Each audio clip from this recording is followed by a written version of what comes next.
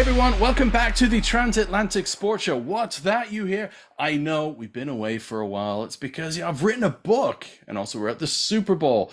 That's in the distant past now, and we're focusing our attention on this podcast, the Transatlantic Sports Show. Thank you very much for downloading and listening. If you are an audio listener, check us out on YouTube at TASS_UK. Quite a few of you who are watching this had subscribed from the Super Bowl because of a certain Travis Kelce video that went viral. Thank you very much for subscribing, and hopefully you can subscribe as well on your podcast provider over on your phone, whichever that provider is. But thank you very much for joining us. I'm your host, Anthony Wootton. You can follow me on Twitter at ARWootton. That's WOOTTON. And seeing that we're less than a week away from the first round of the NFL draft, what better opportunity than to get a draft expert on the show so we can look ahead to the 2024 NFL draft in Detroit. We know who's going to be going in the first round. We're going to be discussing him, and then we're going to look at perhaps some of those other stories that we can look out for. Who's going to be sliding? Who are going to be the diamonds in the rough? Is there going to be a Brock Purdy in 2024? If the scouts know that, if they've done their homework. I mean, look, Tom Brady went pick 199. Surely there's another diamond in the rough. Who is that? Well, to guide us through it, we've got an expert, Ian Valentino. He is a scout for the 33rd team. Ian, when I saw that the 33rd team had put you up, I was absolutely delighted. Our work goes back a couple of years ago where we collaborated together. An absolute joy to have you on the show. Welcome. Thanks, man. Yeah, I was shocked. Like you said, they kind of reached out. They're like, hey, we've got an international podcast opportunity here. Would you want to do it? I was like, yeah, sure. And then saw your name came across. Yeah, we worked together at 365 Scores a couple years ago, and you did amazing work for us. And so super happy to reconnect with you. No better time than draft time. So yeah, man, we'll jump in, and I can't wait. We've got less than a week to go, so it's the best time of the year. Best time of the year. I was going to ask you that. Is this your favorite time of the year in the whole NFL annual calendar? Not the Super Bowl or opening, weekend. Is it draft time?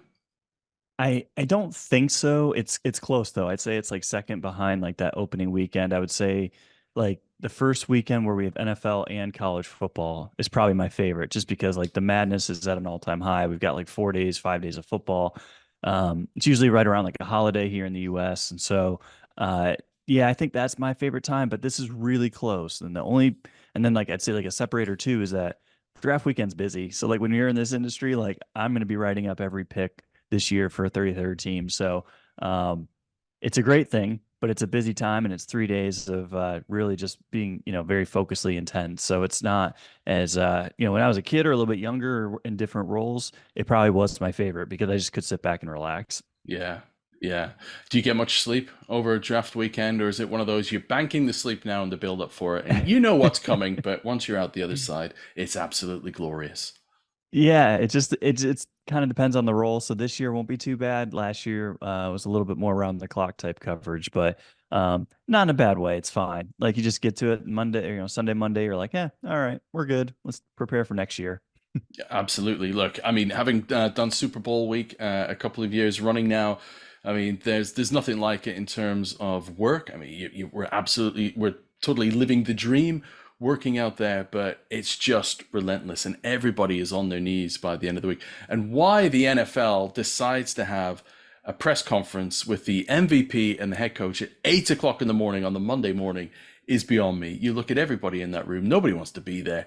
Patrick Mahomes didn't want to be there this year, didn't want to be there last year, nor did Andy Reid. Both guys were red-eyed. Neither of them had any sleep. They've been partying with Travis Kelce and Jason Kelce and Taylor Swift, and it was like it's the last thing that they wanted to do. But like all these things that we were so fortunate to be involved in, is that we can look back on it. So yeah, it's absolutely exhausting at the time, but then you look back and it's just that buzz, isn't it? It's like running a marathon. You're in pain, in agony at the end of it, and then once that pain subsided, you want more. That sounds exactly right. Yeah, I don't know what does it. Like people say, you're so lucky, or it's really cool that you're working it. It is Yeah. true, but it's a lot of work. It's a lot of sacrifice. A lot of stuff that we do is nights and weekends, and so Well, during the day, you got to do content. So it's like, Yeah, yeah, you cover that. So it's like you're putting in a lot of hours to this stuff, but at the same time too, it is the coolest thing that you could do. So, yeah. no complaints there. It's just one of those things that goes with it. It's like you better love it because if you don't, you'll quickly find out that you don't. Yeah, too right. Absolutely. Yeah. And if you are dreaming of it, be prepared to hustle. That's the secret sauce, isn't it? As long as you're prepared to hustle, you're gonna absolutely love it, and you can come up trumps in this industry. Look, you're a scout for the 33rd team, which is the former GM of the Miami Dolphins and New York Jets, Mike Tannenbaum's business project. He's put together quite a team there at the 33rd team, and he's drafted you as one of his draft scouts. So just explain to us about the 33rd team and what's going on over there. Yeah, so it's been an awesome opportunity. I worked with my editor Ian Kenyon back at Bleacher Report for years and years, and so when I left Football Network, I was over their draft department. Decided it was time for a change.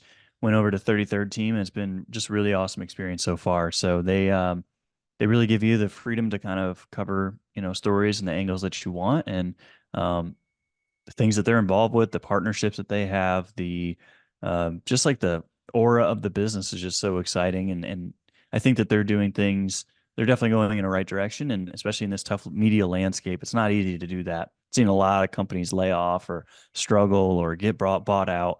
Um, Unfortunately, those things happen. I hate to see it. Always sympathizing with those writers and content creators that are struggling and stuff. So, but been very fortunate to land with them and really kind of have a home here and create some really cool content, I think, and take some really unique angles. Absolutely, yeah. And if you haven't checked out the 33rd team, then please do. Make sure they're on social media. Great work that you guys are doing, and absolutely, you guys are going to absolutely nail the draft this coming week. So let's look ahead to the draft, shall we? And we've got to start at the top of the draft. And do you expect? I mean, Caleb Williams, we know is going to be the first overall pick, and how fortunate are we going to be in London later this year? Because the Chicago Bears are one of the home teams at the Tottenham Hotspur Stadium, so we're going to be able to see the Bears in action, Caleb Williams in action in his rookie year, like we've seen Trevor Lawrence over here in his rookie season. So hopefully we'll see more of Caleb Williams in the years to come as well, because the Bears are one of the teams to have UK marketing rights. Who the Bears are going to play, we'll find out in the next few weeks when the schedule is released. So that's one to look forward to. Caleb Williams, I mean, what makes him such a unique prospect, do you think? Because there's lots of talk about, he's the most generational talent since Andrew Luck, but then Trevor Lawrence was meant to have been the most generational talent since Andrew Luck. So what separates Caleb Williams from the rest of this pack and from the recent quarterbacks that have been drafted over the last, well, I guess 10 plus years, because it's 2012, wasn't it, when Andrew Luck was drafted?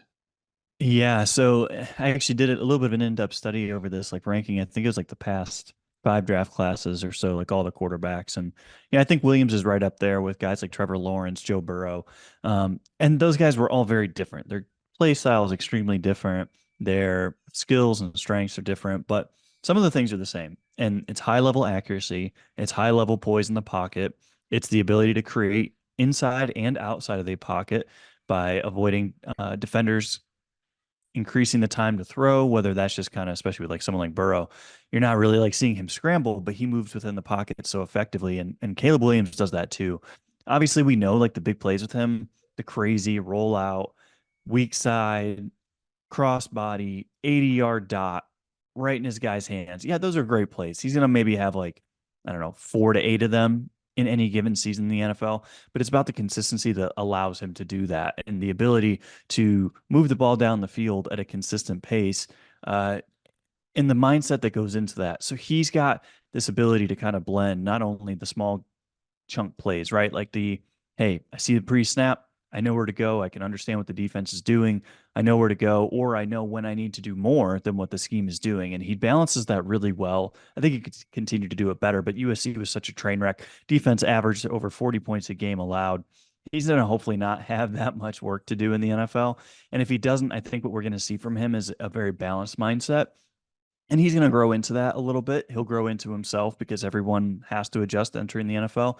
But the football IQ is so high. His natural accuracy is fantastic. His arm talent is already an A plus. So he's going to walk into the league with one of the better arms possible. And that's not just standing still. It's not just when his body is planted and making things easy, right? That's when he's on the move. That's when he can't get his feet planted. It's when his body is contorted.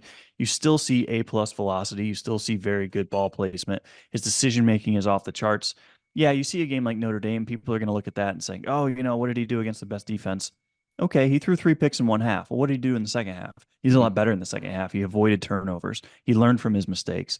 He still didn't play a great game, but that's because his team also wasn't very good. And it's okay for him to sometimes have struggles. It's just like any player. You're not going to always have a good game in the NFL. So I don't, you can't keep harping too much on the negative sometimes. Like sometimes a negative game is good so that someone can actually get better from it. So for me, he is pretty much a bulletproof prospect. Not saying there's not weaknesses, but I don't see any chance of busting unless if personality wise, he's just not, or maturity wise, he's just not there. But we don't know those things. And Yeah. to be honest, he probably doesn't know that. Like that's one of those things you just go through life and you experience. Can you see him having an impact, an immediate impact in the league like CJ Stroud did last year? I mean, he's entering a decent setup there with the Chicago Bears. This is a project that's been ongoing for the past few seasons, and they were very fortunate with that draft pick that they acquired from the Carolina Panthers last season. So can you see him just slotting in and then just making an immediate impact, first of all, on that NFC North and then overall in the conference itself? Yeah, I think so. Chicago, I think they have a nice roster. Obviously, they'll benefit from having one of the weaker schedules entering next year just because the way that things work. It's not uncommon. Like if you look back over the last 10 years, a lot of coach of the years are first year coaches because they Mm, inherited a team with the top 3 pick. Then they took a new quarterback and they had an easy schedule. So then the next season they do better. And then the season after that, they actually slip back because then they face the first place schedule. So some of this is like a natural like roster building process. Chicago's a little bit unique because they did make that trade. They had the ninth worst record. They didn't have the worst record in the NFL. And so they are in an advantageous situation to compete for a playoff spot next year. And we'll see. I mean, it's like with injuries, I don't think that roster is quite there yet, too. Like, do they have the depth? Do they have mm. the impact players on defense? Do they have the offensive line that they need? I'm not sure yet. They also have a new offensive coordinator, so we'll see. But he'll make an impact. And I like Justin Fields, but Justin Fields was not near the passer that Caleb Williams is. Even in his first year in the NFL, yeah, he's going to have some struggles. But Justin Fields just didn't fit in a situation where he had to have really good timing, really good ball placement consistently to maximize what he was working with. This is a totally different situation in a new offense. You've got Keenan Allen now, obviously Mm. DJ Moore. So it's just a better, healthier situation that lowers the margin for error to be able to say, well, widens the margin for error really. And to be able to say, hey, even if you're just like a typical rookie, we're going to be pretty competitive. A lot of the talk around this draft heading into draft week, which is this week, I mean, I can't believe that it's finally here, is that the top 4 picks are going to be quarterbacks. Do you believe that the top 4 picks are going to be quarterbacks? For that to happen, there will have to be a trade. But can you see that happening? That, it's going to go right down to pick 5, isn't it? Jim Harbaugh had said that essentially they've got the number 1 pick because everybody else is going to be going for quarterbacks. Do you think that quarterbacks are going to go 1, 2, 3, 4? I don't. No? I don't because I just don't see a team going to Arizona and saying, we're going to give you what you need to trade out of either Malik Neighbors or Marvin Harrison Jr. So to me, the only team that can really do that is um, it's going to be the Giants. And I don't Yeah. think the Giants are that interested in a quarterback. I think a lot of what we've heard from them is a lot of the smoke screens. And I think that's where a lot of these rumors are coming from because I think that the Giants want a team to move up ahead of them so that they can get one of those receivers. So it works out for them perfectly if someone jumps up for JJ McCarthy. And so I think McCarthy still goes probably by like the eighth pick. I don't think that, I think Arizona is pretty locked into a wide receiver, but I could see the Chargers. They could definitely move down. Atlanta makes a lot of sense to move down. And then you look at teams like the Raiders. It's easier for them to trade up from the middle of the first round at 13 to number 8 than it is to number 4, right? That might save them a first round pick. Yeah. So teams are going to be motivated every year. I think this happens, and this is a better quarterback class than we've seen in a while. But every year we get super excited about quarterbacks. We get super excited about playmakers. And then we get to the draft, and then they just kind of start sliding. Unless if it was what 2021 when you got Lance and Zach Wilson, guys that had no business being in the first round, let alone the top five. Outside of that type of situation, you'll see guys fall. Will Levis last year was a good example. That's This right. time last year, he was a betting favorite to go top two. So, and what happened? He went second round. So That's there's right. some bad intel there. I don't think anything will happen like that here. It's not like McCarthy won't fall out of the top, 10 picks or 15 picks, but um, there's still an element of we get really excited and then you find out the truth where teams were kind of putting out some bad information. So who are the Patriots taking at 3? I think it's gonna be Drake May. You think? It's been interesting to see today that Adam Schefter was very um, adamant that it was going to be Jaden Daniels at two. Mm, And so today when we're recording, it's Friday. And so he's been almost not hedging, but he's been walking it back a little bit. And it almost made it sound like Jaden Daniels might not want to be in Washington. So now that might not matter. We haven't seen an Eli Phillip Rivers situation since then. yeah. So, you know, I hesitate to say that that's going to be a tipping point, but unless if something changes, I do think that it will come down to New England. If they have the chance at Drake May, I just don't see them passing on that. And I don't think that they should. That team has a really good defense. They need a lot of work elsewhere on the offense, but they've got the picks to do it. They can afford to be bad this year. They have Jacoby Brissett, so they don't have to force a rookie starter. That team, I think, is built to actually be a lot more competitive than what people expect. Yeah, I agree with you there. Absolutely. Look, like I teased at the top of the show, we've discussed some of the quarterbacks, and we've gone into depth there with Caleb Williams, and people can get that information elsewhere. So I'm calling on your expertise here, Ian, from the 33rd team, to let's look ahead to some of the surprises. Let's try and anticipate some surprises on draft day on Thursday night, the first round of the draft, and we could extend it into day 2 and 3 of the draft as well. So this could be trades, sliding players, as you discussed there. Who would have predicted Will Levis, like you pointed out? Is there going to be a Will Levis type slide this year? Where are those slides, where are those trades going to be? So I'm going to ask you pull out that crystal ball now, Ian. I can see it there in the background, and give me your forecast heading into draft weekend. This is you on the spot Yeah. now. Yeah, it is. It's a really good question. So I think we'll see Michael Penix go first round. I think we'll see a team trade up. If Minnesota doesn't get Bo Nix at 11, I could see them at 23 looking at Penix. If they don't take him, or if they take Bo Nix at 11, or if they trade up, they're a team that's been linked to being trade up. Obviously, they traded up to get that second first round pick. I don't know. I mean, they haven't made that second move already, so I'm not sure how likely it is that they package those picks to get up into the top seven for JJ McCarthy. We'll see. I think that they're just as likely to stick there and pick someone at 11, then pick someone at 23. But Penix makes a lot of sense at the end of that first round. Mm, Teams like Dallas, Green Bay, Buffalo, San Francisco could easily trade out, right? There's a lot of teams. There's a couple teams with multiple second round picks that could easily make that move up. I would also look at a team maybe like Carolina being more aggressive than what we think. Maybe if the Jets pass on Brock Bowers, could Carolina go and say, well, we have a number 33rd, and I think it's the number 39 pick in the draft. Could we possibly see them pair those picks to go get someone like Brock Bowers? I think it makes a lot of sense for them. They have a lot of definitely. roster needs, but even with those roster needs, they have a huge need for playmakers. Like it's either got to be an edge guy or it's got to be an offensive playmaker. If they walk out of this draft failing to get those, they're just going to be bad again next year. So I look at those teams for trades. If I'm talking about players, yeah, I mean, there's going to be some more players too. I think Kool-Aid McKinstry out of Alabama. I think he probably slides into day two, maybe middle of round two, which is a little bit surprising given where we had him throughout the entire year. I don't think folks loved his season last year, which I think is Mm, fair a little bit. He's a man coverage specialist, so that's going to automatically kind of bring him down. He's not the best athlete on the field. He's good, but not an amazing athlete. That's going to bring him down a little bit. And he didn't have like that huge breakout season. His teammate did. And so when you have a teammate breaking out as opposed to you, sometimes it makes it look like he didn't have as great of a year. I still think he's a really good talent. I still think he's someone I would take in the first round, mm. but I do think that his stock has dipped a little bit. I would look at Braden Fisk, defensive tackle out of Florida State. I think he's a fringe first round guy. He's been projected a lot in round two because he's a little bit older. He's 24 years old, but a lot of these guys are older because of the COVID year and then NIL pushing people back. He's a redshirt senior, but he's someone had an explosive offseason, that just had an amazing combine, crushed his pro day, had a great senior bowl. Everything kind of checks the boxes there for Fisk to be a first rounder. So I'd be looking at the end of the first round for him. And then my thing on day two is I'm really interested to see what running back goes first and where does he go?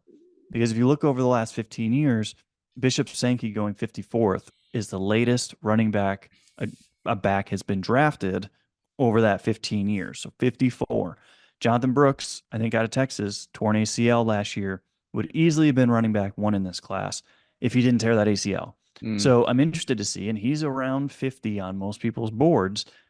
Does a team take him in the 50s? Or is this going to be one of those unique, rare classes where a running back doesn't go until the third round? And then we start seeing like a fast run on running backs, right? Like, I think once it starts, we'll see a lot go because people are hating on this class. Yeah, there's no Saquon Barkley. Okay, not a big deal. There's a bunch of starter caliber or high end backups. A lot of backfields are going to platoon backfields. So it's going to be worth it to take a top 100 pick or use that top 100 pick on a running back. But my guess is, I think someone gets a little antsy there in that second round. If I'm looking at like the Giants at 47, I think that's where it might start that run where Jonathan Brooks is going to be, and maybe it's not him, but I would think Jonathan Brooks is going to start to be in play. And then it just kind of goes down from there too, right? Like you start talking about like Dallas. Dallas needs a starter. Tampa Bay could justify it. So it's just, you start working your way down and saying, okay, like you can talk yourself into it. But as I said, teams, we get more antsy about playmakers than teams do. Yeah, yeah. Do you think that teams often feel a pressure, especially in that first round, going off, or do you think that they're I don't think all of them, but they're capable of shutting out the noise? Because the reason why I'm asking this is because, especially as you go further down the list in the first round, and you look back, I mean, hindsight's a wonderful thing, but you look back at some of those first round picks that didn't make it. And you just wonder whether the pressure was on those teams to make that pick because everybody on the outside is saying, well, they're a first round pick, they're a first round pick. And then you look at some of those gems, and I'm going to ask you for your hidden gems, those diamonds in the rough in just a moment. But those fifth round picks, those third rounders. I mean, Brock Purdy is a unicorn, I guess, in the sense that he was Mr. Irrelevant, the last overall pick in the 2022 draft. But those picks, those like the Fred Warners, for example, a fifth rounder, George Kittle, Travis Kelce was a third rounder. There's no pressure on those teams to make those selections when they did make them. Whereas further up in the draft in 2017, for example, the 49ers went for Solomon Thomas in third overall because they traded down with the Bears, and he's no longer with that team. But then you look at some of the other players from that draft; they're still with the team. But I guess there was no pressure on them to make those selections. Do you know what I mean? Do you think that teams can feel that pressure from the outside just because all these experts are saying that that's a first round pick, so they're thinking, okay, well, we're going to have to take that guy because it's our pick now. We want a cornerback. Do you think it works like that sometimes? I don't think exactly like that, but I do think that there's an element of just that confirmation bias Right. and the preconceived notions that we have. And we see that a lot this time of year because now you're getting a bunch of anonymous scouts talking. And you're seeing, and even when you see it in the next year, so how it works is there's independent grading companies that NFL teams use, like Blesto. So Right. like, and I'll get like the Blesto list come August, and I'll see, what the measurements are for players, the preseason grades, and their measurements and stuff like that. And you'll see guys that are projected to even move, positions, guard to tackle, tackle to guard, tackle to center, whatever. And it starts to change your mindset because you've already got it planted in your brain to say, well, this guy's not going to be a tackle. And then you've got a guy like Troy Fontanu out of Yeah. Washington. It's like, no, that guy's going to be a tackle. Like, yeah, he might be a guard or center first, and if he goes to the right team, but like there are teams grading him as tackles. And it's like, well, I might have evaluated him through a lens of a guard throughout the entire season. So because I had read that he was probably going to be a guard. And Mm. so you've got to block that noise out. I don't know that the media affects teams, but I do think that there's an element too that there's like almost a combativeness. I think it sometimes because teams are like, well, we're smarter than, so and so. Yeah. So we're going to put confidence in ourselves. And it's like, well, sometimes you're blocking out a piece of the information. And that's super dangerous. So I do think that they do have that pressure though, because I do think that there is a little bit of like that, hey, we graded this guy highly. We're going to stick with it, even if, we were presented with information that someone else might be better. Um, it'd be impossible to sit there and say that like ego isn't part of it, right? Because ego is undoubtedly part of it. If you've ever met anyone in the league or read quotes, like these guys are egotistical. Like they're Absolutely. at the top of the mountain at one of the rarest professions in the world, and they largely do a decent job. And their misses, they tend not to usually acknowledge them too much. I think you find that in every sport as well. Egos are prevalent in sport worldwide, but I mean, it is like you said. It is on the field quite literally. It's a clash of egos as well as a clash of talent when it's on there, especially when you've got some of the superstars on show on the field, on the court, whatever sport it is. I mentioned there the diamonds in the rough. This is the $1 million question.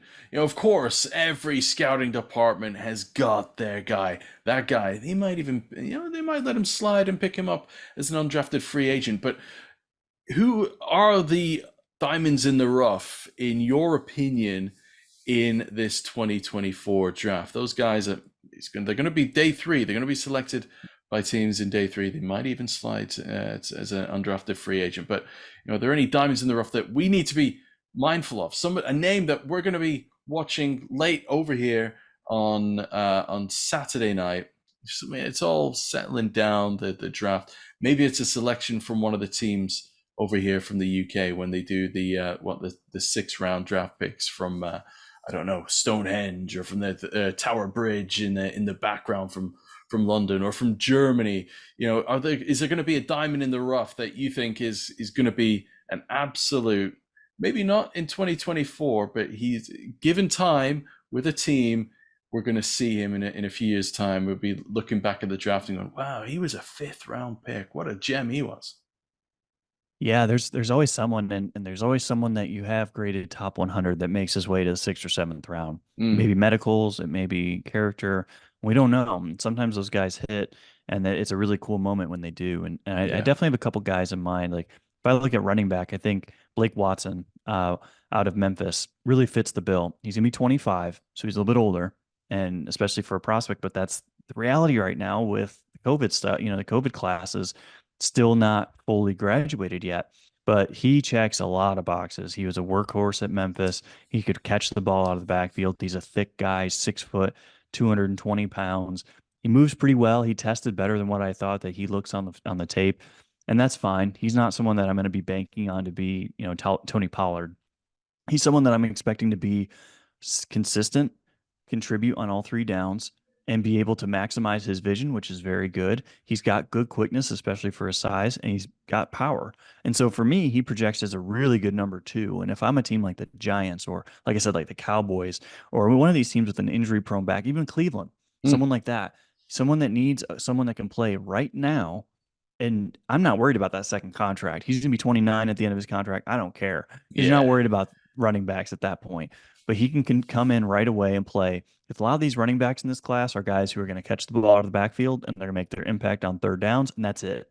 You're never going to see them on the field elsewise because they don't have the size. They maybe don't have the contact balance. They don't have the vision. They're guys that you put in space. We love those guys every single year. And it's like, there's only like 3 Danny Woodheads in the last 20 years. Like, there's not a ton of guys that are going to contribute on 3rd downs as much as we like to think that they will.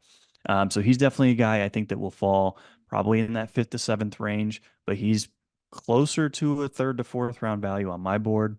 I like safety Jalen Simpson out of Auburn. He broke out this last year. He was probably the best defensive back on a really good Auburn secondary. They have 3 guys who should get drafted this year, and they're good players. But I think that he was the best. He's got size, he's got range, he's got playmaking ability. Safeties have been downgraded in value over the last couple of years in a massive way. And so he's going to get pushed down. He might be a 6th, 7th round pick, but that's not indicative of his talent. He's someone that can play multiple positions across the back end, 24 years old. So again, he's going to be, penalized a little bit for that.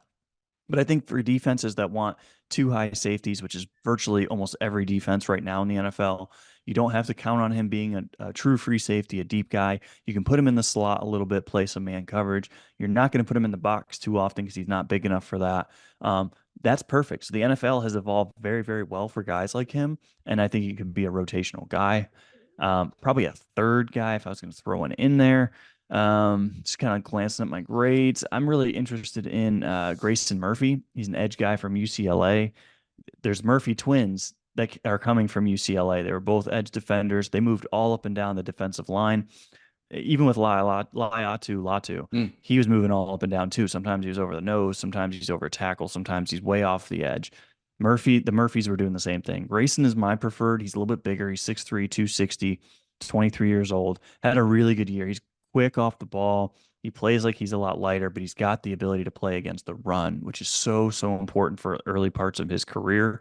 Whereas his brother, he's more of a pass rusher. He's more reliant on those speed moves and a little bit more of a finesse player. I don't think his brother is going to be super impactful in the NFL just because of that. You need someone who can play second and third downs, not just third and long. yeah. And Murphy has the profile. He's got the ability. He's pretty advanced. Yeah, he ends up on his butt sometimes. So he's got to work on, his angles and his game and plan of attack. But for a guy that's ranked in, the 160s for me, um, if you can get him 5th, 6th, 7th round as a rotational guy, there's a lot of value to that. Absolutely great stuff. Look, you've whetted my appetite, Ian. Looking forward to draft week. Like I said, I can't believe it is draft week. We finally made it. The Super Bowl. It still seems, well, it's now a distant memory, and we've been longing for the draft ever since the Super Bowl wrapped up, and now it's here. And before we know it, as I said, we'll find out the schedule. The schedule release will come out, and next thing you know, blinking you'll miss it, and we're into training camp, and then the season's ramping up, and I mean, we just absolutely love it. The NFL, it's an ongoing beast. Even when it shuts down in the month of June and July, we get the players coming over to London, and we get to meet them and chat to them, and we get exclusive interviews here on the Transatlantic Sports Show as well. I tell you what, Ian, I don't know about you, but I'm starting to feel old because we got a draft class where we've got the son of Marvin Harrison, the son of Frank Gore, the son of Jerry Rice, and the son of Terrell Owens in this draft. Our heroes and now their offspring are going to be the next generation of heroes in the NFL. Yeah, it's so weird. I'm with you. And more are coming. More guys are coming. More I forget who I saw that just committed earlier this offseason, but it was even someone just even more recent. And it was like, how does that guy already have a kid in college? And man, I'm with you. It's you being know, old can be nice, but being old is also like a reality check every 2 days where it's like, oh wow, like I thought that was like yesterday his dad was playing. So that's man, I'm with it. you. It's like two seasons ago that we saw Frank Gore scoring a brace of touchdowns at Wembley. But no, that was back in 2013. It was a long time ago now, and now his son's being drafted. Absolutely incredible. Ian, if people wanted to check you out on social media and catch your fine work, where should they go? Yep. So at NFL Draft Study on Twitter/X, and then I'm at the 33rd Team and also A to Z Sports. So I'm always pushing my work out. But Twitter's the best way. I read every message for better or for worse, and always good to interact over there. Look, I was absolutely delighted, like I said, when I saw that you're coming on the show. So thank you so much, Ian, for joining us on the Transatlantic Sports Show. Couldn't have wished for a better guest to re-kick and relaunch the Transatlantic Sports Show. So thank you so much for joining us. My pleasure, buddy. And there goes Ian Valentino from the 33rd Team. Do yourself a favor and follow him on social media. As he's just proven, you can't get much better draft experts than him. His contribution's phenomenal to the Transatlantic Sports Show. So my thanks to Ian for joining us. Make sure you follow us on social media yourselves. That is at TASS_UK, the Transatlantic Sports Show. I'm at AR Wootton. And please check out my book, The Greatest American Football Story That Has Never Been Told. I've had some exclusive interviews in the book. Peter King contributed, Oliver Luck, and Henry Hodgson. So we'll share some of those insights that they gave me whilst researching my book here on the Transatlantic Sports Show. So please subscribe and follow us on your podcast provider and on YouTube as well. Look, we're going to be looking back at the draft in our next episode of the Transatlantic Sports Show, so all the more reason to hit that like and subscribe button. Tell your friends and get them to tell their friends about us. We've got some great exclusive interviews coming here on the podcast, so great to be back. As I said, thank you for your patience and for bearing with. And if you're new to the program, the Transatlantic Sports Show, I'm Anthony Wootton. Please check out my book. The reason why there's been a hiatus is because I had to write the book. I've been promoting the book. I had work around the Super Bowl, but we're back. We're back in the swing of things. And it's not just the NFL, Major League Baseball as well. We'll be attending the MLB London series in just a couple of months' time, less than 2 months now, the weekend of the 7th, 8th, and 9th. The two games are on the 8th and 9th of June. The New York Mets and the Philadelphia Phillies. So lots of great content. We'll get some exclusive interviews around that. We'll bring you the color from those games and all the NFL stuff that is due to come between now and the start of the season. Been involved in the previous 2 Super Bowls, the games in Frankfurt, the Munich games, and of course, all the London games. I've got some teams lined up who are going to provide us with some great guests for you. So even more reason to hit that subscribe button right now, which you're going to do. I could see you doing it. There you go. Thank you very much. All right. Well, enjoy the draft. Sit back, take it all in. Let's see what unfolds and where the stories come from, and we'll react to the best of those stories right here on the Transatlantic Sports Show. So until next time,